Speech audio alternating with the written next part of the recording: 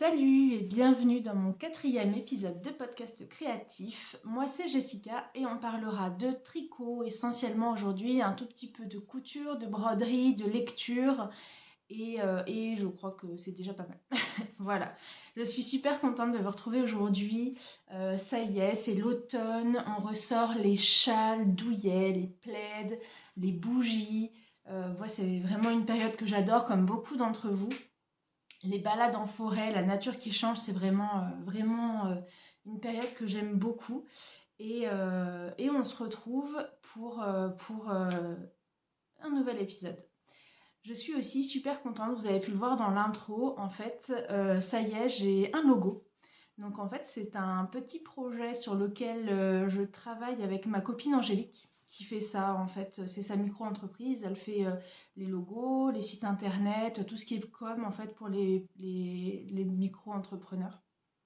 Et, euh, et donc on a travaillé ensemble là-dessus, ça fait quelques mois et c'était super, elle a été super patiente, à l'écoute, surtout que c'était du coup sur un thème qu'elle découvrait, donc en l'occurrence la laine, le tricot, en fait, la teinture, etc. Donc voilà mon logo, je suis super contente, fière du résultat. Et si j'ai fait ce logo, en fait, c'est pas seulement pour les podcasts. J'ai un projet derrière, en fait, qui serait de créer ma micro-entreprise dans l'année à venir.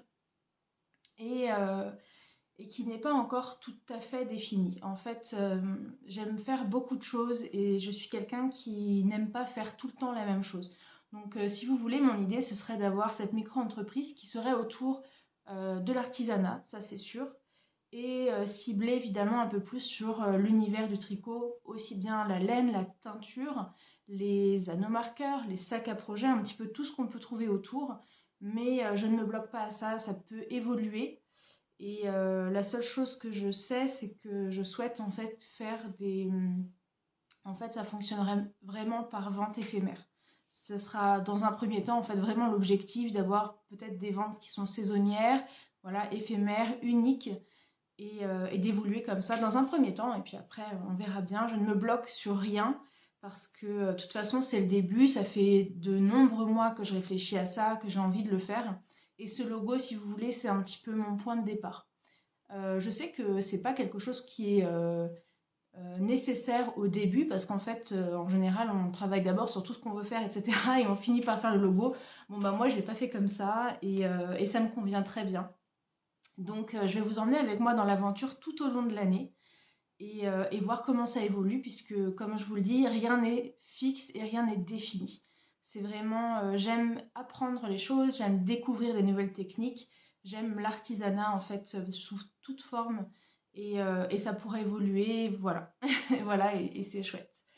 D'ailleurs, ce week-end, je suis allée à Bouxwiller. Il y avait un festival de sorcières. Donc, c'est un festival médiéval. Vous avez plein d'artisans, plein de stands. C'était vraiment génial. Si certains ou certaines d'entre vous ont été, dites-moi ce que vous en avez pensé. Moi, j'ai adoré.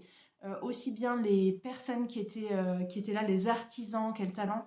Il y avait tellement de choses, tellement de gens sympas. C'était vivant. Il y avait du spectacle, il y avait des contes. C'était super. Donc c'était une première édition, si j'ai bien compris. Et si vous voulez, j'ai tellement adoré cet univers qui est en plus autour voilà, de la sorcière, etc. Moi, j'adore, que je me suis dit en même temps, voilà, je vais essayer, on verra bien. Je vais me rapprocher de la mairie de Bouxwiller pour voir un petit peu comment ça se passe et essayer de postuler pour l'année prochaine.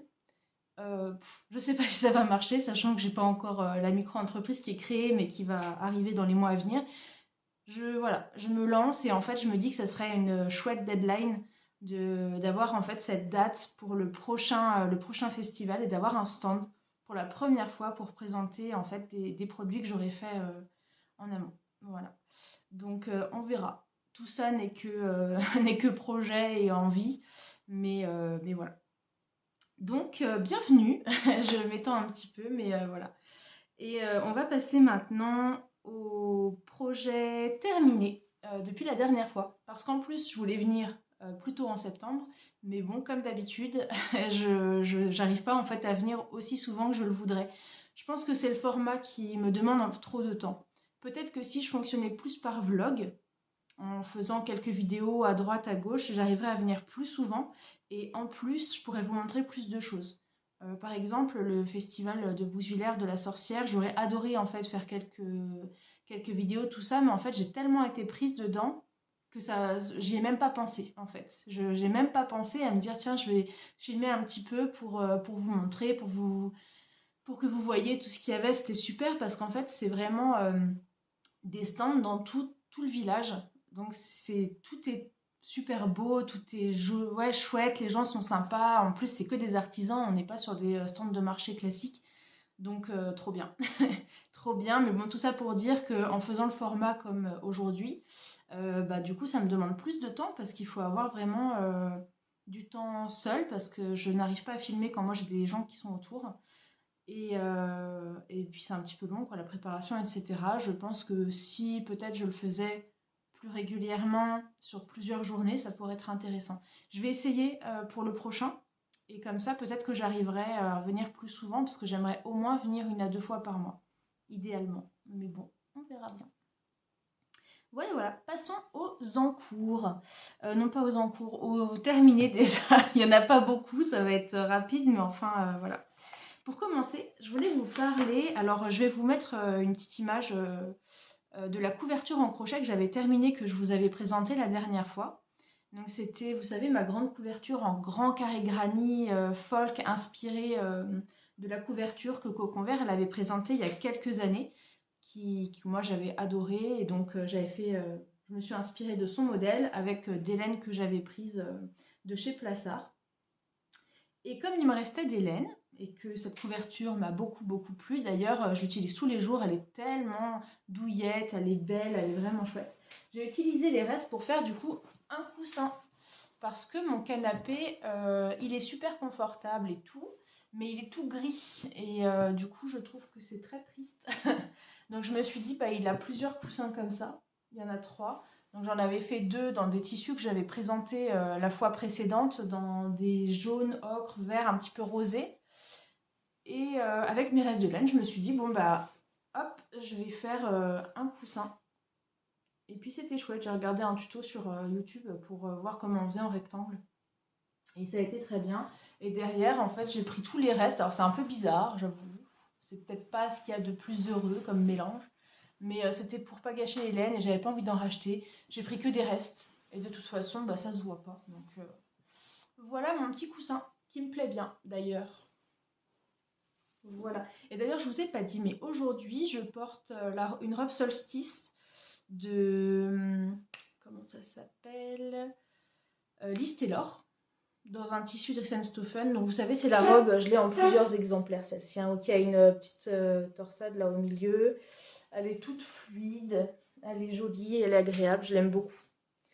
Et avec retour des châles, pour mon plus grand plaisir, c'est un châle de Yarnflex.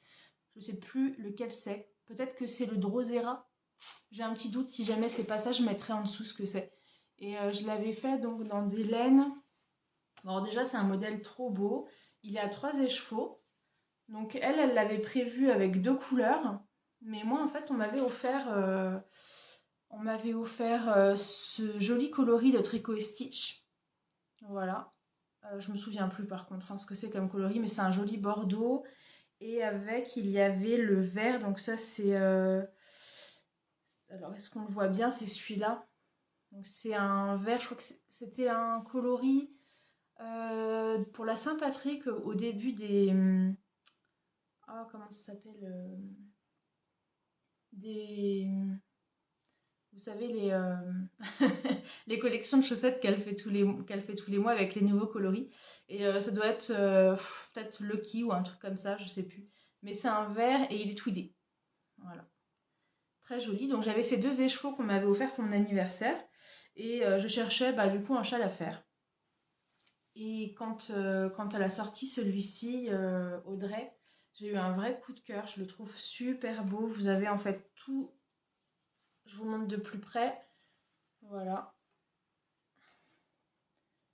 Ce petit jeu de trou-trou au début. Ensuite, on a cette section de nopp les jolis motifs torsés, là, mais c'est pas vraiment des torsades. Plein de textures, des tonnes de pampilles. Ça m'a pris des heures, je crois, à faire ça. Et on finit par une bordure en côte. Donc voilà. Et je trouvais que vert et bordeaux, ça allait bien. Mais de toute façon, il me manquait un écheveau, donc je voulais un autre. J'en ai profité à un salon pour trouver en fait ce joli... Ah, c'est un beige, hein. C'est un beige, il est super doux. Et je trouvais que du coup, le mélange allait très bien. Et c'est mon... Je pense que j'en ai pas beaucoup des châles, hein. J'en ai pas beaucoup, mais en fini, c'est vraiment mon préféré. Et d'ailleurs, je me rends compte avec le temps. Parce que la plupart, j'ai un ou deux à un écheveau et demi avec des restes. J'en ai un autre à 2 écheveaux de tricot et stitch que je trouve très joli aussi. Mais celui que je préfère porter, c'est celui-là. Il est plus enveloppant. Il est plus doux. Et en fait, je me rends compte que mes châles préférés, c'est des châles, voilà, des gros châles. Soit des châles en déca, soit des châles fingering, mais du coup plutôt 3 écheveaux. Voilà. Voilà, voilà. Il est trop chouette. Et je l'adore. Et puisque... non, bah, je ne vais pas vous présenter tout de suite le châle. On va passer à la suite. Donc, devinez ce que j'ai terminé. Peut-être que vous n'y croyez plus. Moi, je n'y croyais plus. Les chaussettes persil, bien sûr, oui. Terminé, lavé et bloqué, enfin. Après ces mois et ces mois de galère avec ces chaussettes. Bah, je pense que je les avais commencées en hiver. Je ne sais plus si c'était l'automne ou l'hiver dernier. Parce que quand elle avait sorti le patron en automne, déjà, je l'avais trouvé super mignon. Mais je m'étais dit, allez, j'avais pas mal de choses en cours, comme d'habitude. Je me suis dit peut-être une prochaine fois, mais voilà, on laisse couler. Sauf que c'était sans compter sur ma maman qui les avait fait à ma sœur.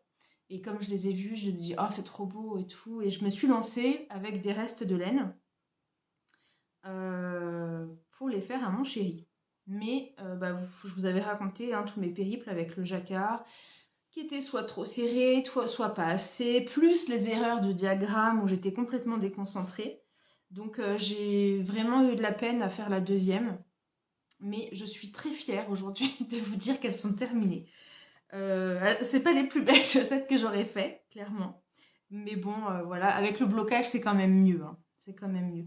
Et d'ailleurs, je vous mettrai une petite vidéo de chorégraphie de pied de mon chéri qui me le fait à chaque fois pour les chaussettes, j'aime bien. Voilà. Donc, première chaussette persil. Ah non, attendez, je vous montre d'abord l'autre. Première chaussette persil. Donc ça, c'était la première qui est plus ou moins fidèle au modèle. Hein. Il y a quelques erreurs au niveau de persil, mais enfin, on reconnaît. Voilà. Ça s'est quand même bien lissé au blocage parce que j'avais peur qu'on voit vraiment les démarcations. Vous savez, comme la tension n'est pas parfaite, ça se voit. Hein. Ça se voit quand même. Voilà. Donc les petites bandes, oui parce que pareil j'ai rajouté ça parce que arrivé ici, comme je faisais beaucoup espacer les séances de tricot de persil, eh bien j'ai pas fait attention et je l'ai relu à l'envers, ce qui fait que moi j'ai rajouté une bande en dessous. Bon, tant pis, c'est pas vraiment gênant. On continue avec le talon renforcé et on finit par ce petit jacquard là, vous savez les petits... voilà, comme ça, et la pointe. Donc là, j'avais fait une taille comment 64 mailles. Alors d'habitude, moi, je tricote les chaussettes classiques en 2,25 parce que j'ai tendance à tricoter un petit peu lâche. Et là, comme c'était du jacquard, j'étais passée en 2,5. Voilà, donc j'avais fait comme ça. Donc j'étais passée en 2,5 sur le jacquard et après, je suis revenue en 2,25, je crois, sur le pied. Ça, c'était la première.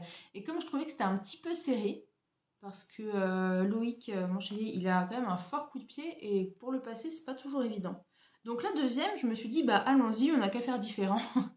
Je suis passée en fait des 2,5 au 2,75. Mais en fait, déjà, au final, il n'a pas vraiment plus de facilité à rentrer le pied pour ce que ça change. Et je suis moins convaincue par le fantôme. Persil est moins joli quand même. Le résultat est un peu trop déjaugé. Donc pour les prochaines fois, oui, parce que même j'étais passée en 2,75 et j'ai rajouté les 72 mailles, il me semble. Hein. Donc ouais, Prochaine fois que je fais un jacquard, il faut que je reste en 2,5, mais que je continue à augmenter au lieu de 64, de passer à 72. Et après, bah, je pense que c'est juste de l'entraînement pour avoir la bonne tension. Voilà, donc pareil, là j'ai fait le talon, sauf que j'ai fait je ne sais quoi en fait au niveau des augmentations, vous savez là. Alors du coup, elle a une forme un peu bizarre, mais ça se voit pas porter. Et comme j'avais plus envie de faire les petits points là, et ben j'ai fait des rayures 1-1 avec une démarcation extrêmement voyante sur le côté. Mais c'est pas grave, c'est pas grave. Parce que porter, finalement, c'est comme ça. Donc, à moins d'avoir le nez dessus, personne va venir voir les pieds pour vérifier que les lignes se suivent parfaitement. D'accord? Voilà. En tout cas, je suis super contente. Ça reste un très joli modèle, hein, c'est ce que je disais. Le patron est très bien. C'est vraiment moi qui n'ai pas l'habitude du jacquard sur des petits, du jacquard en général, et encore moins sur de la petite circonférence comme ça.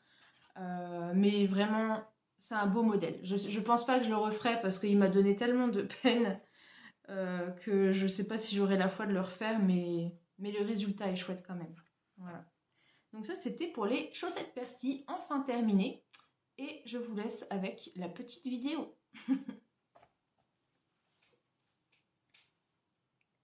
Loving you makes the stars shine brighter. Yeah. One step closer to the heaven. Yeah. Voilà, on continue avec quoi? Donc là, la tête d'oreiller, c'était fini. Et j'ai fini aussi une chose qui traînait un petit peu. C'était le petit survêtement pyjama pour ma nièce d'hiver. Et là, souvenez-vous, j'avais déjà fait le corps, c'était le sweat Olenka de la maison Victor.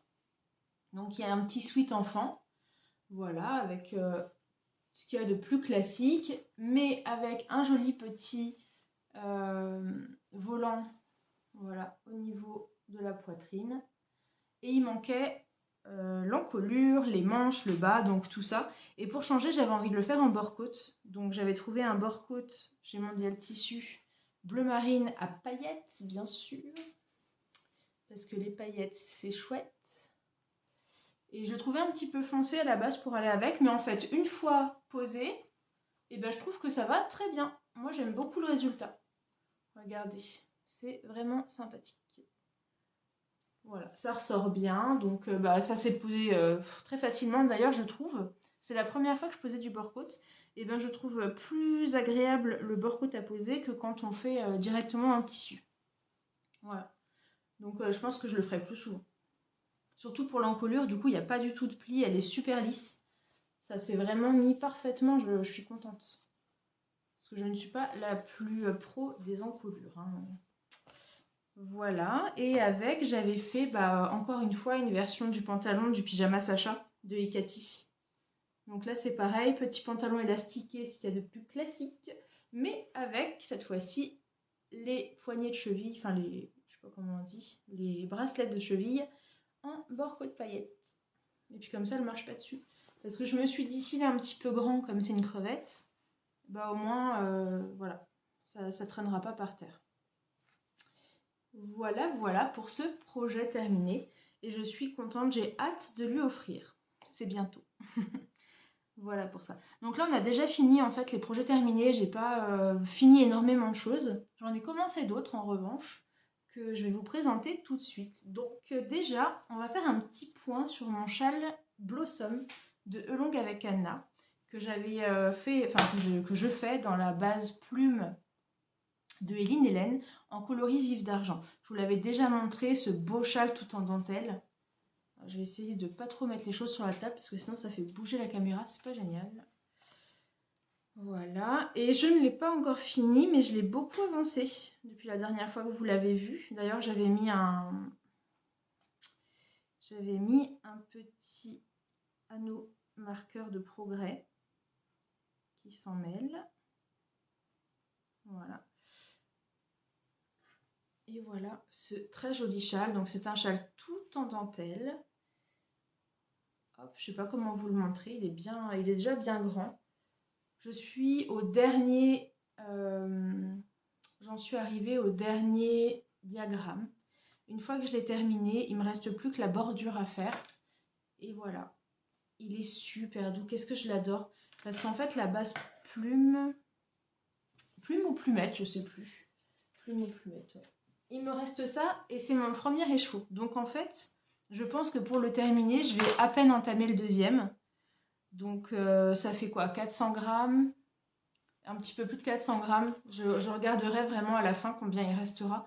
Mais cette base-là, elle est super parce que comme elle prend beaucoup de place, ben, on n'en utilise pas beaucoup.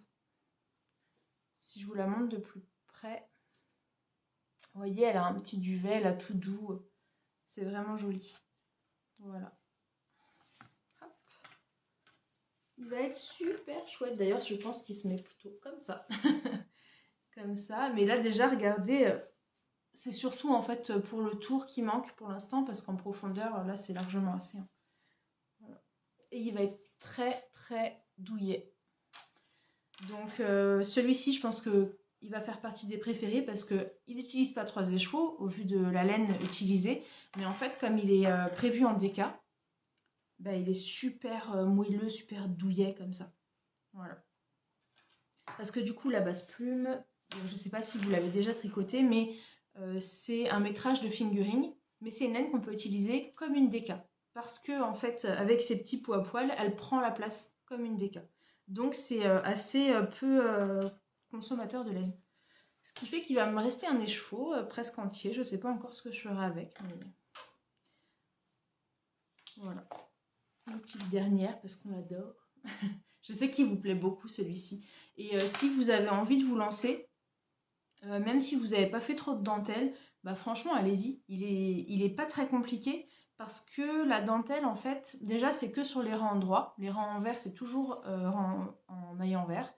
Donc c'est assez agréable à suivre. Moi j'aime pas trop quand il faut à chaque fois regarder. J'aime bien quand il y a un rang de dentelle à l'endroit, un rang envers. Un rang de dentelle à l'endroit, un rang envers tout simple. Parce que j'avais commencé un très beau gilet, je sais plus comment il s'appelle.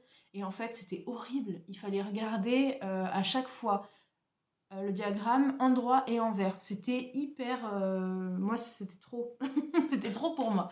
Et bah, du coup ça m'a découragée et je l'avais complètement défait. Alors qu'il était super beau, mais j'avais pas envie en fait de m'embêter à faire ça. Donc là, elle est facile à suivre. Vous avez à chaque fois, c'est sur quelques mailles et c'est répété, donc on le retient vite. La section, on la retient très vite sur tout le long. Et on arrive facilement aussi à se repérer, à lire le diagramme, parce qu'en fait, vous avez sur le motif des mailles en vert qui sont linéaires comme ça. Et en fait, ça, c'est votre repère pour voir si vous avez des erreurs, tout ça. C'est vraiment facile de lire son tricot. Voilà. J'en suis super contente et en plus je pense qu'avec le lavage blocage il va vraiment s'étendre pour bien voir la dentelle. Je suis très contente de ce tricot. Et je le tricote en aiguille. Bon, ça se voit même plus, elles sont... elle s'est effacée, je sais plus, ça doit être 3, 4, du 4, hein, 3,5, 4,5, quelque chose comme ça. Mais je crois que j'ai respecté le... comme dans le patron. Voilà. Et moi j'utilise les aiguilles Knit Pro en bois que j'aime beaucoup. Voilà, j'en ai plusieurs sortes, mais c'est vrai que les bois en fait, c'est quand même celles que je préfère, sauf pour les chaussettes bien sûr. Parce que comme je pousse toujours avec mon doigt, et ben, je vous expliquerai après, mais en fait je me suis fait hyper mal.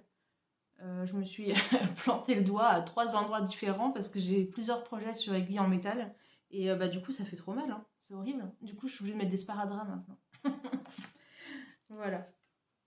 Donc on passe à la suite. Ça c'était donc le châle Drosera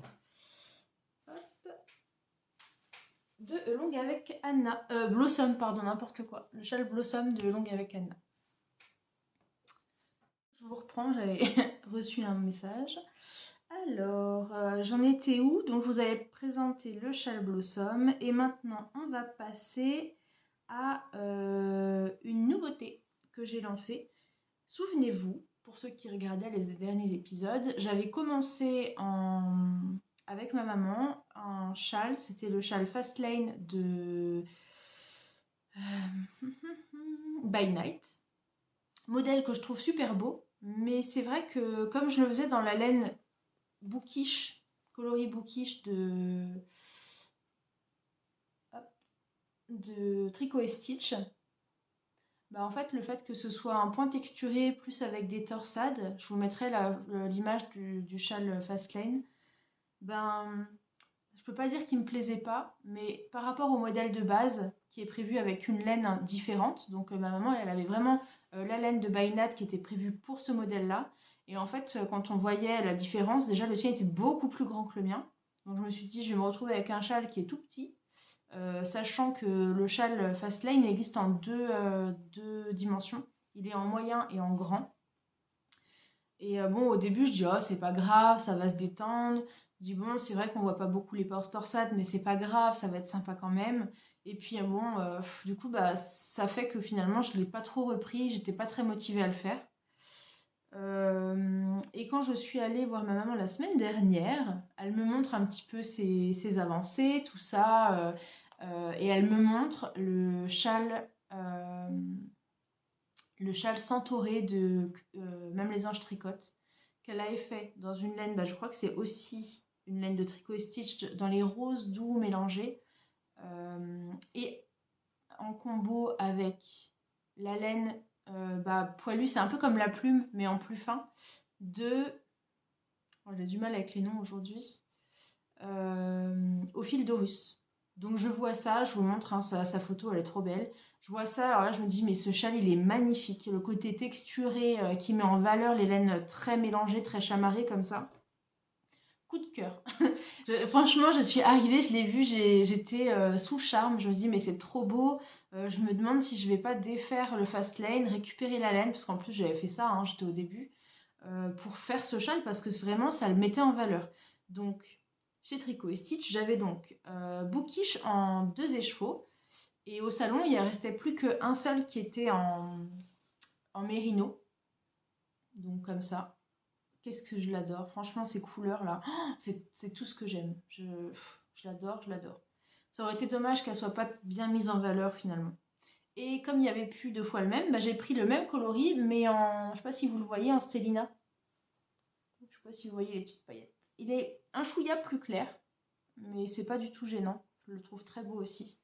Donc j'avais ces deux-là, et je dis, mais du coup, il faut que je regarde pour trouver bah, la laine qui va avec, la toute poilue, parce que je sais pas ce qu'il y aura avec. Donc on commence à regarder sur Au fil d'Horus, donc s'il en a en stock, parce que voilà, je vois 2-3 couleurs, et ma maman elle me dit, oh bah si tu veux, il y a besoin que d'un écheveau.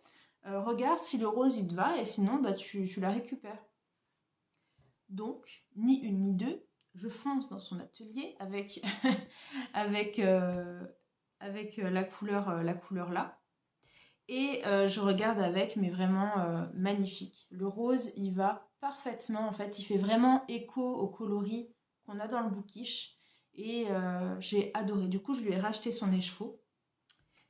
Et j'ai commencé dans la foulée, franchement, je crois que je suis rentrée tard, mais le lendemain, je le commençais et après, je l'ai pu lâcher pendant plusieurs jours, tellement il est agréable à faire. Donc voilà mon départ, hop, du châle centauré. Donc le châle centauré, c'est un châle comme ceci qui se commence par là. On augmente, vous avez en fait une petite torsade tout le long. Et après on fait des augmentations, etc. On a toute une bande super beau là, c'est avec des trous en fait. Je sais pas si on le voit trop. En fait de loin on dirait des noppes, mais c'est pas des noppes. C'est pas des noppes, c'est texturé avec des trous. Et c'est super joli.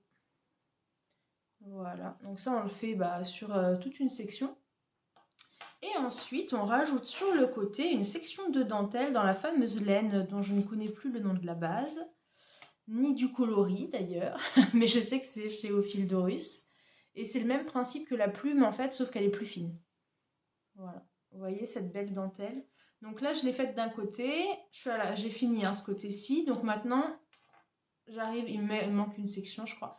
Et après on reprend ici la même chose. Et on repart sur cette section-là qui se répète et ainsi de suite. Mais vous voyez, je ne sais pas si à la caméra ça rend bien, mais franchement, oh là là, j'adore. Le rose, il est magnifique sur la laine. Alors aussi, il faut savoir que moi j'adore le rose, mais que ça ne me va pas du tout. Dès que je porte du rose, en fait, j'ai l'air extrêmement malade. Donc j'évite toujours en fait de le porter près du visage parce qu'en fait je me trouve vraiment pas bien avec. Alors ça a coupé, c'est pas grave. Aujourd'hui je crois que l'épisode il va être complètement décousu. Voilà, oui je vous disais le rose me va pas particulièrement, mais là je trouve que le fait qu'il soit mélangé à l'autre laine, et ben ça passe très bien et de toute façon je m'en fiche. Là ça me plaît trop, je suis trop contente. Voilà pour celui-là. Et ensuite, je voulais vous parler d'une nouvelle, une paire de chaussettes terminée, une autre commencée, bien sûr. Donc, dans mon très joli sac que j'avais fait moi-même il y a quelques années, c'était une broderie de Rose et Balle de laine. Je ne sais pas si vous connaissez, je pense que oui, hein, elle a un univers très doux, très poétique, très... J'adore son univers et elle propose très régulièrement des petites broderies comme ça. Voilà, donc que j'avais reproduit pour mon sac à projet. Bon, j'ai une griffe de chat là qui m'a sorti des fils qu'il faudra que je rentre. Et j'avais fait ça avec des restes. Hein. Voilà, reste de chemise, tout ça à l'intérieur. Un sac, tout ce qui est le plus simple. Avec un velours côtelé qui attrape tous les poils de chat, bien sûr. Et dedans, il y a un nouveau projet. Mais en fait, je vous dis des bêtises, c'est pas les chaussettes dedans, c'est pas grave. Je vous montre quand même. J'ai commencé. Alors attendez. Voilà, j'ai commencé à penser au cadeau de Noël déjà pour une de mes nièces. Et en fait, en feuilletant ce magazine Plassard, donc c'est le magazine Automne-Hiver numéro 182, j'ai eu un coup de cœur en fait pour... Je vais vous montrer, c'est trop mignon.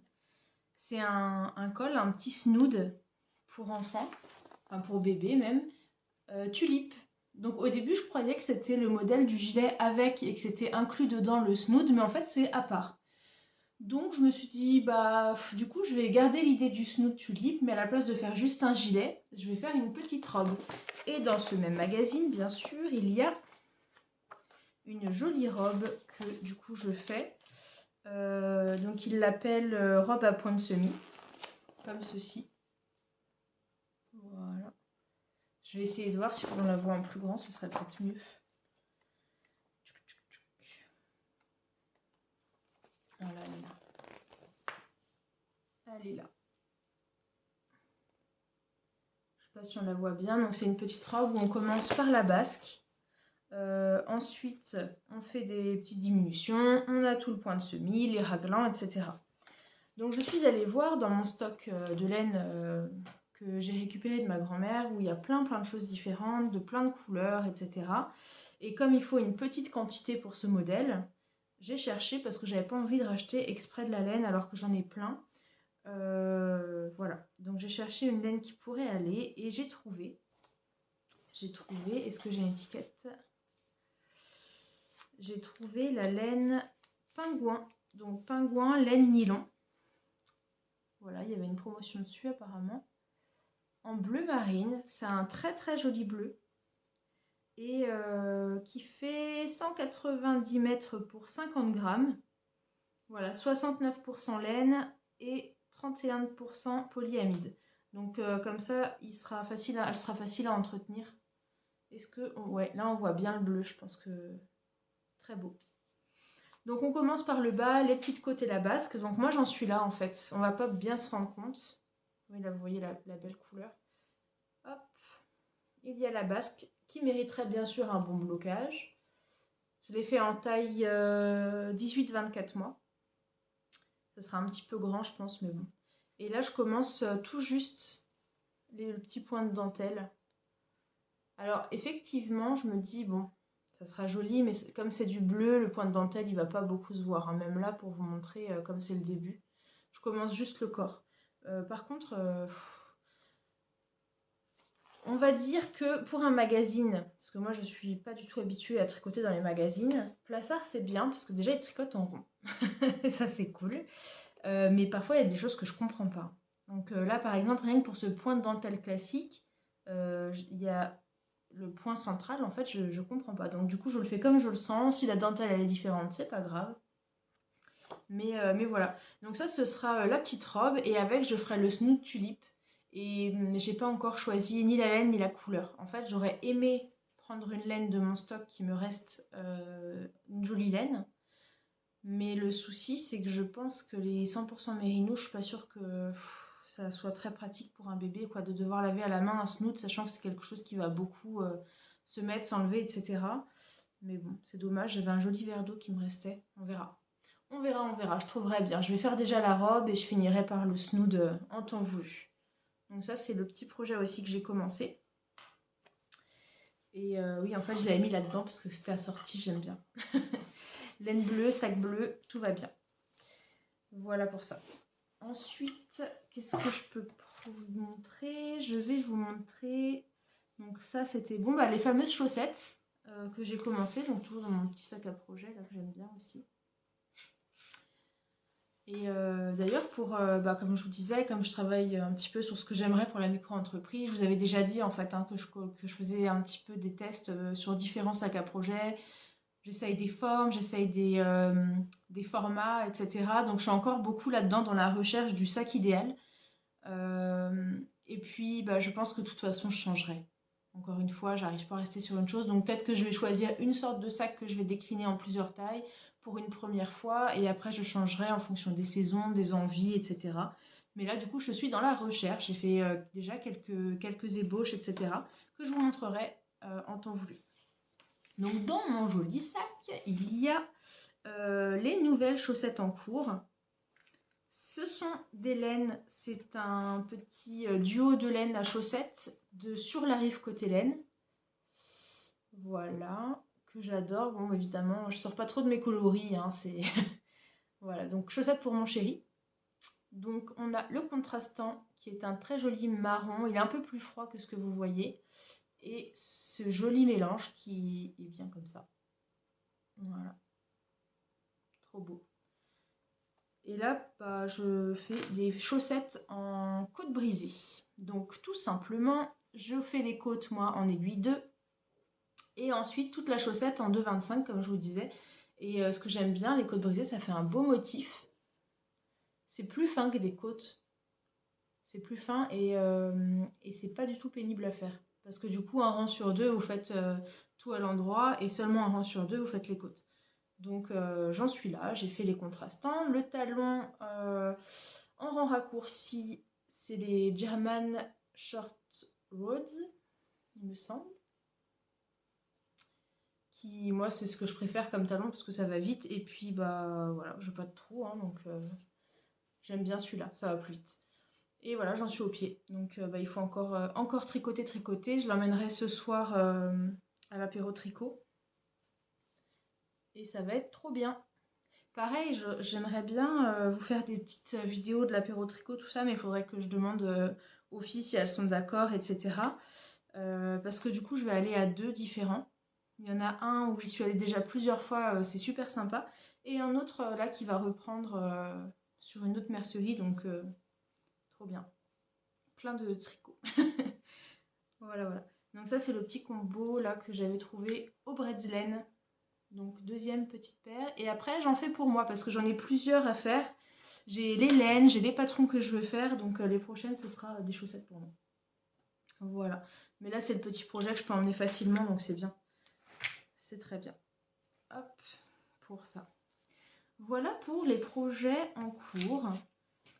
C'est tout, il n'y a pas grand chose de plus en cours. Maintenant je vais vous parler plus des projets à venir. Donc à venir proche, quoi, ceux qui sont vraiment en train d'être commencés. Et on va commencer par le costume de princesse. Comme je vous disais, je suis en train déjà de regarder pour Noël. Donc pour ma toute petite nièce, du coup, je vais lui faire la robe en tricot avec le snood et le bonnet, probablement s'il reste de la laine. Et pour mes 2 autres nièces qui sont sœurs, en fait, j'ai envie de leur faire une robe de princesse. Vous voyez, vraiment un déguisement, mais vraiment un beau costume, pas, voilà, pas quelque chose de basique comme on peut commander ou voir en magasin. J'ai envie de leur faire un beau costume et j'ai trop envie, vous savez, de trouver les grosses boîtes carrées, vraiment en cadeau. Et moi, je veux ce moment où elles vont ouvrir la boîte et prendre la robe comme ça et ce sera merveilleux. Il faut des paillettes, il faut que ce soit magnifique. Donc voilà, ça c'est mon idée de cadeau de Noël pour les filles. Je pense que je vais leur faire la même parce que déjà parce que le tissu est là en fait, ou alors je vais faire des petites modifs, mais je sais qu'après j'ai peur qu'il y en ait une qui soit un peu déçue de si elle préfère celle de l'autre, etc. Comme elles sont quand même assez proches, à voir. Quoi qu'il en soit, l'idée était dans ma tête et je me suis dit qu'est-ce que je vais faire, qu'est-ce que je vais utiliser, toujours dans mon souci d'un point de vue budget d'utiliser des choses que j'ai déjà. Donc j'ai fouillé dans mon stock de tissus et j'ai retrouvé en fait ce taffetas superbe que j'ai depuis super longtemps. C'était, d'ailleurs, si je dis pas de bêtises, il me semble que c'était ma grand-mère qui me l'avait acheté quand j'étais beaucoup plus jeune, parce que je voulais apprendre la couture et on avait vu une robe dans un magazine et on avait été chercher le tissu ensemble et je crois que c'était celui-là. Mais à l'époque, j'ai commencé, comme souvent je commençais mais je terminais pas. Et je pense qu'il est passé un petit peu de main en main ce tissu et il en reste un très grand coupon. Donc c'est un joli taffetas bleu nuancé. Vous voyez, il est irisé. Il y a un petit peu de, je sais pas si on peut dire marron. C'est très légèrement, mais vous voyez comme il est beau. Donc là, moi je vois tout à fait un costume de princesse là-dedans, avec peut-être un tulle à paillettes dessus, quelque chose de vraiment... Il faut l'effet waouh quand elles ouvrent la boîte et qu'elles la prennent et que ce soit trop beau. Voilà mon objectif. Donc j'avais ce tissu, j'avais l'idée en tête, il fallait que je trouve un patron. Et bien figurez-vous que des patrons de déguisement enfants, des beaux, et c'est super dur à trouver. Ou alors je m'y suis prise comme un pied pour chercher, mais vraiment, il y avait bien un gros livre qui me plaisait avec plein de costumes, mais je ne l'ai pas vu en physique, donc j'ai pas pu feuilleter et voir les autres, et c'était quand même un certain coût, je pense qu'il était une cinquantaine d'euros. Ça faisait un gros budget, sachant que mon objectif était d'utiliser un maximum. Qu'est-ce que je vous disais? Je vous disais que j'avais trouvé un gros livre de costumes, de déguisements qui avait l'air vraiment beau pour les enfants, mais c'était un gros truc, un gros budget aussi, ce qui n'était pas mon but.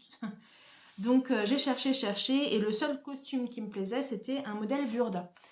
Moi, je n'aime pas trop Burda, mais bon, j'aime pas trop comment l'explication. En fait, je trouve que les modèles sont sympas, mais en fait, les tailles, je suis pas fan je trouve que c'est pas très bien taillé et je n'aime pas les explications et je n'aime pas non plus décalquer leur patron. Bref, c'est pas grave. Je vais prendre sur moi. De toute façon, voilà, hein, c'est en faisant qu'on apprend. Et donc, c'est le 43-64 et c'est une jolie robe de princesse, comme ça. Et vous avez un tissu de base, donc c'est exactement ce qu'il me fallait, qui sera en taffetas bleu et agrémenté de jolis tulles sur les côtés et des manches. Donc là, je vais regarder au magasin. Je sais qu'on en a plusieurs des très beaux, dont un qui me plaît beaucoup, mais je suis pas sûre qu'il soit parfait avec la couleur bleue du tissu de la robe. Donc il faut que je le prenne avec et que je regarde en prenant mon temps. En fait, c'est un tulle, il est tout fin et il est en couleur gradient. Donc il part du rose, du jaune et du bleu et ainsi de suite, avec plein de petites paillettes et d'étoiles dessus qui est magnifique. Il faut juste qu'il aille avec. Et sinon, je partirai sur un plus simple. Ils sont très jolis aussi, avec plein de paillettes. On en a avec des sequins aussi. Je trouverai, il faut juste que je prenne le temps de regarder. Et voilà. Ou peut-être faire la base pareille et peut-être un tulle différent pour l'une et l'autre, qu'elles n'aient pas exactement le même non plus, ce serait bien quoi. Voilà. Voilà pour la robe de princesse. Donc j'ai hâte de le faire, j'espère que je vais vraiment trouver le temps. Parce que j'ai envie en fait de ce moment où elles vont l'ouvrir et voilà. Ou alors ça va pas leur plaire et tant pis, c'est pas grave, je me serai amusée. Bon. Donc ça, c'était pour ça. Et ensuite, je voulais parler d'un projet que je vais commencer. Ça fait au moins 2 semaines que je dis ça, mais j'ai pas trouvé le temps. C'est le t-shirt Télésto, donc il était dans mes projets. J'avais acheté la très jolie laine à paillettes, trop beau, pour le faire au Brésilien. Et je mettais ça un petit peu en attente. Mais au dernier épisode, une abonnée, sur Instagram, c'est Lise Lisou, qui m'a envoyé un petit truc et qui m'a dit, mais on fait un cal Télésto, est-ce que tu veux te joindre à nous? Bah du coup j'ai dit oui, mais en fait les filles, il y en a plein qui ont déjà fini.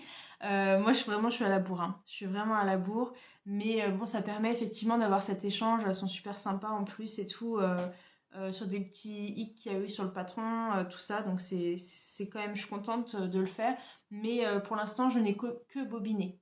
C'est une étape supplémentaire parce que je n'ai plus de bobinoir ni de parapluie, ils sont cassés. Donc je dois le faire quand je vais chez ma mère qui est à 2 heures de route de chez moi. Donc quand j'y suis allée, j'en ai profité et voilà. Elle est trop belle cette laine.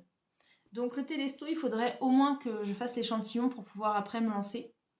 Et ça va venir, donc projet rapide à venir, ce sera ça. Ça sera ça.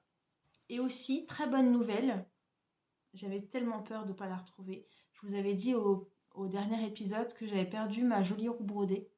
Et ben grande victoire, je l'ai retrouvée dans des albums photos. Je sais pas trop comment c'est arrivé là, mais je suis ravie de l'avoir retrouvée. Alors j'ai retrouvé la roue, mais je n'ai pas retrouvé le fil à broder pour les contours. Donc déjà je vais vous montrer, parce que il me semble que la dernière fois j'avais même pas fait l'arbre encore. Donc là j'avais utilisé un fil gradient aussi vert pour l'arbre, et j'adore le résultat. Je sais pas si on va bien voir. Quoi qu'il en soit, je ferai peut-être une vidéo ou une photo que je pourrais insérer pour que vous voyez mieux, parce que vraiment je suis contente. Du coup, ce que j'ai fait, c'est que j'ai fait tout le tronc à 2 brins, donc avec les nuances et tout, les racines. Et par contre, les feuilles, j'ai vraiment fait à 1 brin. Et à 1 brin, j'ai vraiment le résultat que je voulais. Voilà. Voilà, et du coup, après avoir fini l'arbre, j'avais échangé avec vous sur quelle couleur utiliser pour les contours, les écritures, etc. J'ai eu beaucoup dans les verts, les gris, etc. Et ce que j'ai fait, c'est que j'ai regardé en fait dans la tour où il y a tous les fils à broder, ce qui pouvait aller. Et comme j'ai beaucoup aimé le gradient en fait de l'arbre, je me suis dit j'aimerais bien aussi un gradient pour les contours. Et je suis tombée, donc là je peux pas vous le montrer parce que impossible de remettre la main sur le fil, je crois que je vais devoir en racheter. C'est un gris beige en fait. Il passe du gris clair au beige clair au marron. Et ouais, c'est vrai que ça rend pas le mieux en vidéo, c'est plus joli en vrai, mais voilà. Donc j'ai tout fait au point de tige. Pareil, j'essaierai de mettre photo vidéo là où on verra mieux les points. Là c'est pas tout à fait tendu comme il faut, donc ça gondole un peu. Après en soi, c'est du fait main, hein. Ça fait partie du charme. Donc j'ai déjà fait tous les cercles, donc ceux de l'intérieur, ceux de l'extérieur. J'ai commencé une ici et il me manque en fait à faire tous les autres. Ça sera assez rapide je pense. Et ensuite la question va se poser sur les écritures. J'ai peur en fait quand les brodants ça devienne moche. Mais par contre, au moins les dates, parce que les dates elles sont tellement claires qu'on voit rien du tout. Et je pense qu'avec un brin, j'arriverai à faire quelque chose de sympa. Mais bon, vous voyez, sur les écritures en plus qui sont super bien écrites, là c'est super joli la typo. Je suis pas sûre que broder ce soit une très bonne idée. J'hésite. J'hésite, je vais réfléchir. De toute façon, il me reste encore de quoi faire. Mais elle prend forme et c'était vraiment bien à faire. Trop contente de ça. Donc la roue brodée, c'est un patron de Renard endormi. Elle propose en fait des box où vous recevez le tissu avec tout qui est imprimé. Et également, à chaque fois, elle proposait le petit patron à 2 euros, je crois, chaque mois. Maintenant, ils doivent tous y être. Voilà. Un projet au long terme qui est très très très sympa à faire. Et j'ai hâte de l'accrocher. Je pense qu'il ira peut-être sur ce mur. Voilà. Voilà. Écoutez, on arrive à la fin un petit peu des projets à venir. Et maintenant, c'est vrai qu'il y a d'autres choses que j'aimerais commencer, mais il y a tellement de choses, comme beaucoup de monde. J'adorerais commencer le point de croix, je crois que je vous en avais déjà parlé. Et il y a plusieurs modèles qui me plaisent. Cocon Vert, elle a sorti un modèle trop beau aussi qui est encore en fait il me semble que c'est aussi sur les sabbats. Le patchwork aussi revient beaucoup. J'ai très très envie de faire des petites choses déjà. Et ce que j'ai décidé de faire en fait, c'est de récolter plein de petits tissus qui pourraient aller ensemble pour pouvoir faire ma première couverture en patchwork pour l'automne. Voilà, donc de mettre en fait de côté au fur et à mesure de l'année plusieurs tissus qui me plaisent, qui peuvent aller ensemble et qui seront pour faire une couverture d'automne, Halloween peut-être même l'année prochaine. Pour commencer, il y a ce premier tissu, donc c'est le premier qui rejoint la petite boîte. C'est un coton comme ça, qui est sur fond bleu-vert, avec en fait des dorures mais bronze. Voilà. Donc ça c'est vraiment un joli tissu. Je pense que ça va être la base en fait pour la couverture. Avec quand même des choses un petit peu plus lumineuses pour pas que ce soit trop sombre. Mais il est vraiment joli, hein. Avec toutes les feuilles, on est vraiment sur les codes automnaux. Ça va être super sympa. Voilà. Et c'est tout pour aujourd'hui, c'est déjà pas mal. On a fait le tour un petit peu des choses à venir, des choses finies. Et on se retrouvera du coup la prochaine fois en novembre, je pense, avec peut-être un autre format. On verra bien si j'ai le temps de faire des petites vidéos ou pas. Et voilà. Donc là, en fait, on va se retrouver pour la section lecture. Et je vous remercie pour ceux qui restent juste pour la couture et le tricot. Merci pour tout, merci pour votre soutien. N'hésitez pas à vous abonner, à mettre des petits messages, ça fait vraiment plaisir. Et à très vite. Voilà, à tout de suite pour la lecture, ceux qui restent.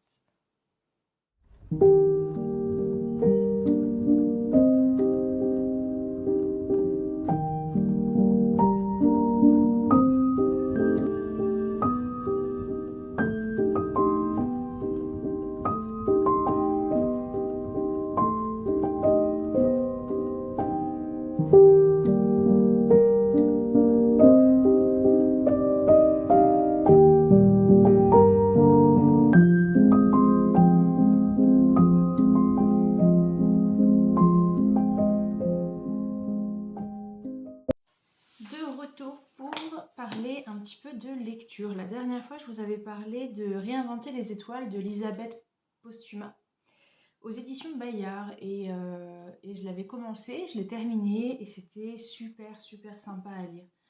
En fait, Réinventer les étoiles, ça parle d'un jeune homme, donc Joël, qui a 17 ans. Ça se passe en 1996 et qui a un trouble, on ne sait pas vraiment lequel au début.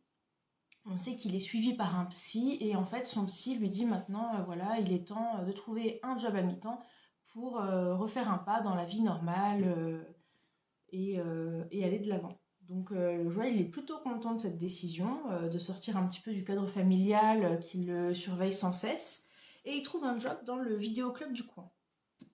Et dans ce vidéoclub, la petite particularité, c'est que les personnes qui vont dedans, en fait, ont un pseudo. Donc, ils choisissent un nom, en fait, d'un film, d'un héros, etc., qu'ils choisissent, a priori, et qu'ils gardent.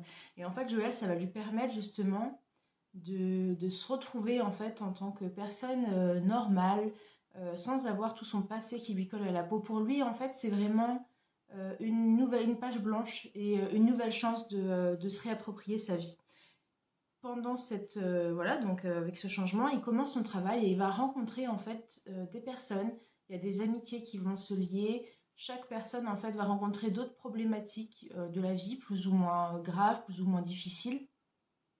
Et lui, ça va lui permettre en fait d'évoluer comme ça et à un moment donné de se rendre compte que voilà, il a fait semblant que tout allait bien pendant un moment, mais le moment est venu de savoir si est-ce qu'il va de l'avant, est-ce qu'il va est-ce que tout le passé va ressurgir, est-ce qu'il va réussir à surmonter ses épreuves, est-ce qu'il va être soutenu dans ses épreuves, est-ce qu'il va être compris et c'était trop bien, c'était trop bien, je vous le conseille vraiment. Il se lit super vite parce que dès qu'on est dedans, en fait, on a envie de savoir. En fait, les différents personnages sont assez bien travaillés, chacun avec ses problèmes. On a envie de savoir chacun où va l'histoire de l'un, où va l'histoire de l'autre, comment elles vont se réunir. Et c'était un très bon moment. Voilà, réinventer les étoiles, c'était très bien. J'avais découvert ce livre-là dans un des podcasts de Eve V3. Elle en avait parlé, je sais plus quelle vidéo. Je sais pas si elle l'avait encore lu, je crois pas. Mais bah, tout de suite, ça m'avait bien plu et je regrette pas du tout.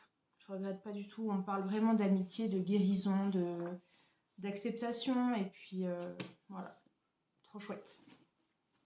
Donc ça, c'était pour réinventer les étoiles. Et du coup, pour la suite, j'avais plusieurs livres que j'avais mis de côté parce qu'à la base, je voulais faire le Pumpkin Autumn Challenge. J'avais préparé les tableaux, j'avais choisi les livres, tout était en place pour que je le fasse, mais le temps est passé trop vite et je me suis dit, mais là, en fait, tu es en train de te mettre des objectifs irréalisables, on arrête tout. Et j'ai réduit un petit peu la pile d'inspiration que j'ai mis en fait un petit peu de côté. Et comme ça, bah, je pioche dans la sélection au fur et à mesure. Et le choix s'est porté sur Un passé englouti aux éditions de Saxus. Donc c'est un relié dont je vous avais parlé au précédent épisode. Il est trop chouette. Et j'en suis qu'au début. Donc pour l'instant, en fait, on suit Effie, qui est une jeune femme qui arrive dans une école d'architecture. Mais c'était pas du tout son choix de départ. En fait, elle voulait aller ailleurs, mais les femmes n'étaient pas acceptées. Donc elle prend son mal en patience, hein, de toute façon elle n'a pas le choix, mais dans son malheur, si vous voulez, elle va participer à un concours d'architecture qui va la mener à, se rendre en fait dans un manoir où elle va pouvoir participer justement aux travaux prévus, quoi. Et ce manoir, c'est pas n'importe lequel. En fait, c'est une famille, une histoire qui la passionne depuis qu'elle est petite. Elle arrive là vraiment, on va être dans une ambiance extrêmement poussiéreuse, mystérieuse, des secrets, des personnages, en fait, on ne sait pas trop. Là, vraiment, moi, j'en suis là. Elle arrive, en fait, dans le manoir, elle rencontre les personnes, et on ne sait pas du tout comment ça va se passer. C'est, c'est très intriguant, c'est prometteur aussi. On va parler de magie, de monde des fées, de petits peuples, d'héritage aussi. C'est très une histoire familiale en fait, voilà. Et voilà, beaucoup d'interrogations. J'ai vraiment hâte de le lire et ce que je ferai la prochaine fois, c'est que je prévois un nouveau format de livre pour vous présenter les lectures terminées. Donc voilà, vous aurez le nouveau format pour celui-ci dès que j'ai terminé. Donc ça, c'était pour la lecture en cours. Et là, j'ai envie de vous parler un petit peu des sélections que j'ai choisies pour l'automne-hiver. Ça risque de changer hein, de toute façon. Mais on peut commencer par Dante Even. Je vous l'avais déjà présenté la dernière fois. Donc c'est un livre, on n'apprend pas grand-chose. Hein. Sur l'arrière du livre, il n'y a pas grand-chose. On sait que c'est un thriller vampirique et qui est extrêmement dur, sombre. On a vraiment le vampire dans son aspect le plus cruel, le plus sombre. Voilà. Donc ça, c'est à venir. J'avais lu quelques pages au début. C'est vrai que d'entrée, on se met dans le bain. Donc ça, éventuellement, je pense que ce sera après Un passé englouti. Je vais mettre celui-là, qu'on soit dans l'ambiance halloweenesque de terreur et sanguinolent. Voilà. Donc Dante Even de Morgane Cossarieux. Mais pareil, il a eu beaucoup de bons retours. Voilà, on est sur de l'horrifique et puis on verra bien. J'ai pas du tout l'habitude de lire ça, je sais pas comment je vais apprécier, mais c'est bien aussi de sortir de sa zone de confort. Et ensuite, j'ai pris dans la pile de livres Winterwood, La forêt des âmes perdues. J'avais déjà lu un livre de l'autrice l'année dernière et dans la foulée, en fait, j'avais très envie de le prendre. Alors là, par contre, c'est vraiment ce que j'aime. On est dans un bois, en fait, maudit, a priori. On va parler de sorcellerie, voilà, de bois hanté, magique. Voilà. De toute façon, la couverture en dit long, je pense. Donc à venir aussi, je pense que ce sera la petite lecture sympathique qui va se lire toute seule. J'ai choisi aussi, donc je l'avais aussi acheté l'année dernière, God Killer. Donc c'est un relié aussi avec un magnifique jaspage, trop beau, de Anna Kanner, toujours aux éditions de Saxus. Et là en fait on va parler de tueuse de dieu. Donc ça va être vraiment, ouais c'est ça. Je me suis pas beaucoup penchée dessus, hein, mais ça va être vraiment ça, une tueuse de dieu qui veut se venger, des histoires comme ça, je pense, de famille Et ça va être bien sympathique, tout à fait dans le thème de l'automne. Voilà. Et vous vous souvenez, la dernière fois, je vous avais parlé du fait que je voulais relire un petit peu des livres que j'avais lus il y a longtemps, mais du coup dont je ne me souviens pas, puisque j'oublie très vite ce que je lis. Donc j'avais relu quoi Le journal intime d'un arbre, qui m'avait beaucoup plu. Et dans la sélection d'automne, j'ai aussi farfouillé pour retrouver un de ceux que j'avais envie de relire. Et mon choix s'est porté sur Marina de Carlos Ruiz Zafón. Livre, je me souviens qu'il m'avait plu, pareil, mais je ne sais plus vraiment de quoi ça parle. Donc j'avais regardé un petit peu derrière, et, euh, et en fait on est en 1980, on est dans un pensionnat, on va avoir des énigmes, on va parler de cimetière, et il va y avoir, je pense, beaucoup de mystères autour de ça. Bon, franchement, il me tente beaucoup. Il me tente beaucoup, donc je pense que je vais le relire celui-là. Voilà. Et j'en avais acheté plusieurs de lui, je crois que j'en ai 4 ou 5, mais il y en a certains que j'ai prêtés qu'on retrouve jamais. Dont L'ombre du vent, qui était le premier que j'avais lu d'ailleurs, qui était super, mais pareil, je m'en souviens pas. Peut-être qu'à l'occasion, on va voir comment celui-là se passe. Mais ça, je pense que pareil, je vais le lire assez vite parce que je me souviens plus, je suis très curieuse de relire ça. Dans la petite sélection, il y a encore 2 livres. Donc celui-ci, je vous le présente très rapidement puisque tout le monde le connaît. J'adore en fait à cette période soit regarder les films, soit me replonger en fait dans l'univers d'Harry Potter. Et du coup, je collectionne les éditions Minalima. Donc vous savez, ce sont ces livres de toute beauté dans lesquels en fait vous allez retrouver plein de pop-up, de petites cartes. Il est juste magnifique, regardez, avec la grosse dame, des choses comme ça, c'est trop bien. Et je ne l'ai pas encore lu, donc ça fait un moment que je l'ai et je ne l'ai pas lu sous ce format-là. Donc pourquoi pas me replonger là-dedans et profiter en fait de ce joli livre. Voilà. Donc ça, peut-être plus une lecture de temps en temps comme ça, à feuilleter, puisqu'on les connaît par cœur, mais c'est toujours un plaisir. Et pour finir, alors c'est le seul que j'ai acheté pour cette année d'automne, parce que je l'ai vu, en fait, je me suis fait totalement avoir. J'ai vu les différents podcasts des Pumpkin Autumn Challenge, que j'adore regarder, les pales d'automne et tout, c'est trop bien. Et en fait, qu'est-ce que je vois? Mais alors, pareil, comment je suis passée à côté de cette information? J'adore Flor Vesco. Moi, j'avais lu De Cap et de mots qui était très drôle. C'est vrai qu'elle est connue pour sa plume, en fait. Elle sait manier les mots, elle a vraiment un style à part. Moi, j'adore ce qu'elle fait. Et le deuxième, c'était D'or et d'oreiller. Et les deux, bon, j'ai adoré les deux. Et elle en a sorti un autre, mais je ne savais même pas. Donc je ne sais pas comment ça se fait que je n'avais pas vu ça, mais grâce au podcast, j'ai acheté du coup de Délicieux Enfants, qui est son dernier volet. Là, j'ai trop envie de le lire. Trop. Donc là, évidemment, je pense que réécriture de conte, ça va être trop bien. Trop bien. Et puis c'est toujours des livres, c'est pas des grands livres, donc en fait c'est toujours des moments très... en fait c'est rapide, mais on s'éclate, quoi. Je sais que ces livres, c'est toujours un bonheur. Je pense que c'est ça, si vous avez une panne de lecture, il faut lire du Flor Vesco. C'est vraiment ça qu'il faut lire, quoi. Voilà. Donc ça, très hâte aussi. Très hâte. Et voilà pour les lectures que j'ai sélectionnées, c'est déjà beaucoup. Ça va de soi que j'aurai pas tout fini dans l'automne. Mais bon, c'est pas grave, au fur et à mesure, je vous les présenterai.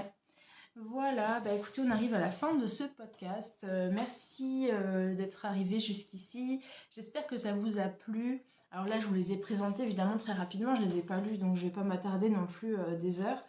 Mais je vous les représenterai au fur et à mesure un petit peu mieux. Voilà, merci encore de votre soutien, de votre engouement à chaque fois. C'est trop sympa. Et des échanges, voilà. On se retrouve bientôt. Merci beaucoup. Salut.